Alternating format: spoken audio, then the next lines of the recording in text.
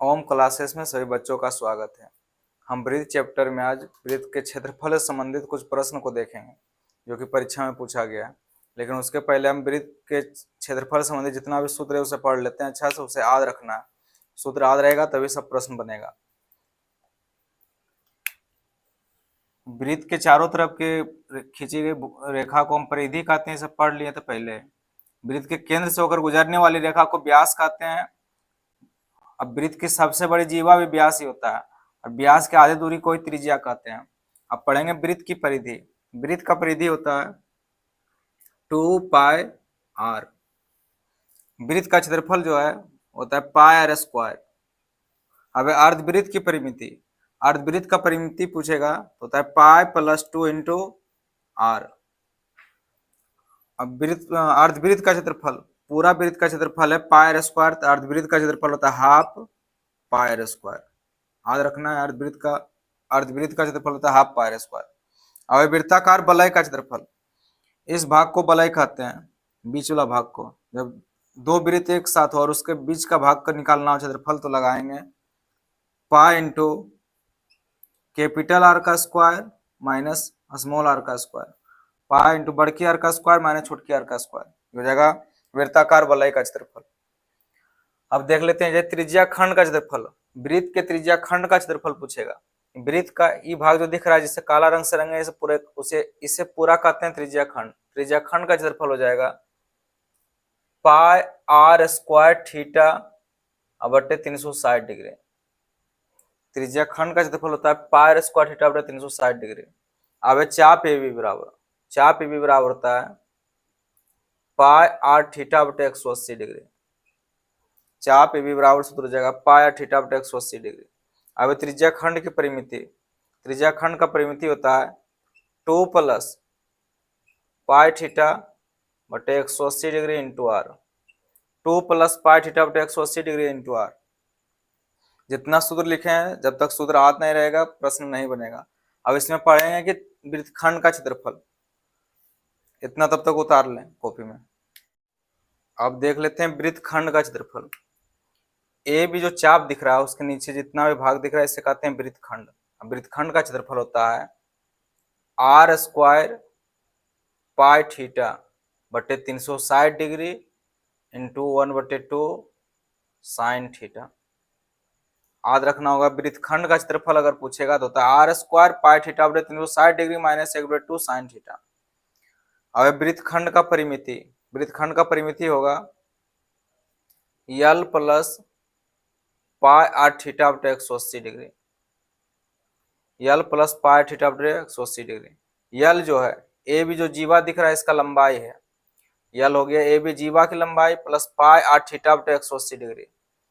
अब हम इसके कुछ प्रश्न को देखते हैं जो कि परीक्षा में पूछा गया है। इतना सूत्र लेकिन याद रखना है, सूत्र नहीं याद रखेगा तो परीक्षा में हो पाए ना। कुछ प्रश्न को, पहला क्वेश्चन कह रहा है कि एक वृत्त के चतुर्थांश का क्षेत्रफल ज्ञात करें जिसकी परिधि दिया हुआ 44 सेमी। प्रश्न पूछा गया 2012 में और 2019 में। पूछ रहा है चतुर्थांश का क्षेत्रफल। पहले एक वृत्त बना लेते हैं। वृत्त का परिधि दिया हुआ है, बीचों बीच की रेखा को व्यास कहते हैं। परिधि इसका मान दिया हुआ है कितना, 44 सेमी। अब पूछ रहा है चतुर्थांश का क्षेत्रफल। हम लिखेंगे वृत्त का क्षेत्रफल होता है, सॉरी वृत्त का परिधि दिया हुआ, वृत्त का परिधि होता है 2πr।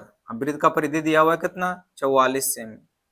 यहां से हो जाएगा 2। अब पाई का मान याद रखना है, पाई का मान होता है 22/7, इसे याद रख लेना। पाई का मान होता है 22/7 या पाई का मान हो सकता है 3.14। यहाँ पर पाई का मान रखेंगे 22/7। जहां प्रश्न में ही दिया रहेगा पाई का मान दिया रहेगा 3.14 वहां रखेंगे। यहाँ नहीं कुछ दिया हुआ तो पाई का मान रखेंगे 22/7। यहाँ लिखेंगे 22/7 गुना r।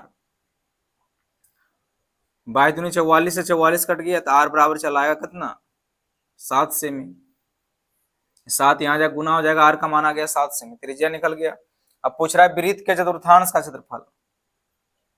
याद रखना वृत्त के चतुर्थांश का क्षेत्रफल होता है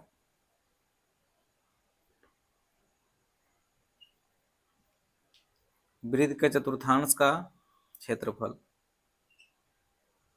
और पूरा वृत्त का क्षेत्रफल हम पढ़े थे पायर स्क्वायर। वृत्त का क्षेत्रफल है पायर स्क्वायर। अब वृत्त के चतुर्थांश मतलब वृत्त के चौथा भाग का क्षेत्रफल पूछ रहा है, तो कुछ ने पूरा वृत्त का क्षेत्रफल पायर स्क्वायर, चतुर्थांश का क्षेत्रफल हो जाएगा 1/4 पायर स्क्वायर। लिखेंगे 1/4, पाई का मान रखेंगे 22/7। आर का मान यहां से निकल गया कितना, 7 सेमी। स्क्वायर एक ही बार कर देते हैं, 7 सेमी गुना 7 सेमी। यहाँ से 7 से 7 कट जाएगा, कट गया 2 दान में, 22 कट गया 11 दान में। यहाँ से हो जाएगा 77/2 सेमी स्क्वायर। यही आंसर हो जाएगा। पूर्णांक में दिया रहेगा तो आंसर पूर्णांक में, नहीं तो ऐसे भी रख सकते हैं, कोई दिक्कत नहीं। पूर्णांक में निकाल लेते हैं। 2 तिया 6, 2 अठी 16, 1 38.1/2 सेमी स्क्वायर हो गया। अगला प्रश्न कह रहा है कि एक साइकिल 5000 चक्रों में 11 किलोमीटर की दूरी तय करती है, तो पहिए का व्यास ज्ञात करना। एक साइकिल का पहिया है, मान के चलना कि साइकिल का पहिया है एक तो।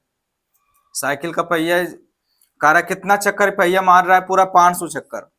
पहिया 500 चक्कर मार रहा है तो कितना दूरी तय कर रहा है, 11 किलोमीटर।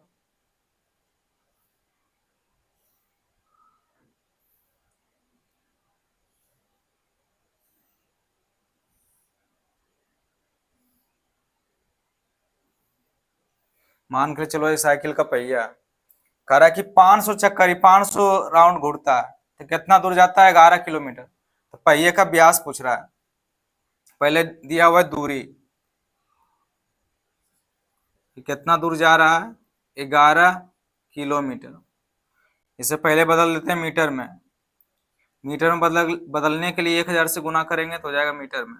यहाँ से लाएगा 11,000 मीटर। काएं दाएं सैकड़ा हजार 10,000, 11,000 मीटर। 11,000 मीटर दूरी गया है। चक्कर कितना लगाया, 5,000 चक्कर। तो एक चक्कर में कितना होगा निकालेंगे, अगर एक चक्कर तो हो जाएगा 11,000 मीटर अब बटे 5,000। यहाँ चलाएगा 11/5 मीटर। मतलब पहिया एक चक्कर में कितना दूर जाएगा, तो 11/5 मीटर दूरी तय करेगा। और एक चक्कर जब मारेगा तो यही एक चक्कर तो इसका परिधि कहलाता है। वृत्त का परिधि तो वही है जो एक चक्कर, पहिया जब एक चक्कर घुरेगा तो वही कहलाएगा ये एक वृत्त का परिधि। वृत्त का परिधि बराबर सूत्र होता है, लिखेंगे वृत्त का परिधि। वृत्त का परिधि यहां से हो गया परिधि यही 11/5 मीटर। और वृत्त का परिधि होता है 2πr। यहां से रख देंगे 11/5 मीटर। तो r बराबर हो जाएगा 11/5 गुना, ये दो नीचे में यहाँ, सॉरी गुना में है तो यहाँ नीचे चला आएगा। पाई भी है नीचे में तो ऊपर चल जाएगा, सॉरी पाई गुना में है तो इधर नीचे चला आएगा। पाई का मान होता है 22/7, यहाँ बदल के हो जाएगा 7/22। हम फिर से समझाते हैं। यहाँ हो गया आर, दो यहाँ बटे आर में गुना में है, यहाँ से इधर आएगा तो बटे में हो जाएगा, 1/2 हो जाएगा। पाई का मान होता है 22/7, यहाँ से इधर जाएगा तो बदल के हो जाएगा 7/22। अब 11 से काट लेंगे, 11 दूनी 22। यहाँ से आर का मान आ जाएगा 7/20 मीटर। आर का मान निकल गया 7/20 मीटर। हम यही बना लेते हैं। पूछ रहा है किसका मान, व्यास पूछ रहा है, पहिए का व्यास। व्यास बराबर होता है 2 गुना त्रिज्या आर। यहाँ से हो जाएगा 2 और आर का मान आ गया कितना, 7/20 मीटर। यहाँ से कट जाएगा 10 दान में, तो व्यास का मान हो गया कितना, 7/10 मीटर। यह आंसर हो जाएगा 7/10 मीटर। अगर प्रश्न में सेमी में दिया रहेगा आंसर तो इसका हो जाएगा व्यास का मान 7/10 है मीटर में। यह सेमी में बदलने के, मीटर में दिया हुआ 7/10 मीटर, इसे सेमी में बदलने के लिए 100 से गुना कर देंगे, अब आ जाएगा सेमी में। तो इसका व्यास का मान अगर सेमी में पूछेगा तो हो गया 70 सेमी। दोनों क्वेश्चन परीक्षा में पूछा गया है, अच्छा ध्यान से समझ के इसे उतार लेना है। आगे कह रहा है प्रश्न, कि दो वृत्तों की त्रिज्याएं क्रमशः 14 सेमी तथा 7 सेमी है, उस वृत्त की त्रिज्या ज्ञात कीजिए जिसकी परिधि इन दोनों वृत्तों की परिधि के योग के बराबर है। प्रश्न में कह रहा है कि दो वो वृत्त हैं, एक वृत्त का त्रिज्या दिया हुआ है यहां से यहां तक, इसका त्रिज्या को R1 मान लेते हैं, दिया हुआ 14 सेमी, एक ठो और वृत्त है, इसी त्रिज्या को मान लेते हैं R2, ये दिया हुआ है 7 सेमी। अब कह रहा है कि दोनों वृत्तों के, कह रहा है उस वृत्त की त्रिज्या ज्ञात कीजिए इसके परिधि इन दोनों वृत्तों के परिधि के, ये दोनों परिधि के योग के बराबर है। तीसरा एक वृत्त जो है ना उसका, पहले वाला वृत्त का निकालेंगे परिधि, लिख देते हैं पहले वृत्त का परिधि, वृत्त का परिधि होता है 2 पाई r, पहला वाला निकाल ले रहे तो यहाँ लिखेंगे 2 पाई r1, 2 पाई का मान हो जाएगा 22/7, R1 का मान दिया हुआ कितना 14 सेमी, यहां से निकल जाएगा 88 सेमी, पहले वाला वृत्त का त्रिज्या परिधि हो गया 88 सेमी। अब दूसरे वाला निकालेंगे, नहीं लिख देते हैं, लिखेंगे दूसरे वृत्त का परिधि हो जाएगा 2 पाई r2, 2 पाई का मान हो गया 22/7, R2 का मान हो गया कितना 7 सेमी दिया हुआ है, यहाँ 7 से 7 कट जाएगा, हो जाएगा 22×44 सेमी। अब कह रहा है कि तीसरा जो वृत्त है ना उसका त्रिज्या जो है, सॉरी उसका परिधि जो है दोनों वृत्तों के परिधि की योगफल के बराबर है। पूछ रहा है कौन सी है, तो उस वृत्त का त्रिज्या निकालना है, तो लिखेंगे तीसरे वृत्त का परिधि जो होगा, प्रश्न में कह रहा है कि दोनों के योगफल के बराबर है, तीसरा वृत्त का परिधि हो जाएगा 88 सेमी प्लस 44 सेमी। अब वृत्त का परिधि होता है 2 पाई r, तीसरा वाला जो है इसको मान लेते हैं r, बड़ कैपिटल R, ये हो जाएगा 8×4 = 12, 8×4 = 12, 13, 132 सेमी। यहाँ से हो जाएगा r बराबर 132 गुना 1/2, चलो यहीं कर देते हैं, 2 पाई का मान हो गया 22/7 गुना r बराबर 132 सेमी, 2 से कट जाएगा, 2 छक 12, 2 छक 12, 22 से कट जाएगा 93, 93, r बराबर हो गया 27 सेमी।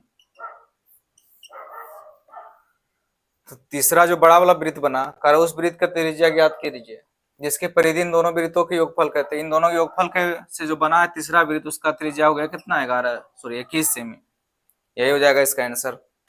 अब आगे देखते हैं अगला प्रश्न।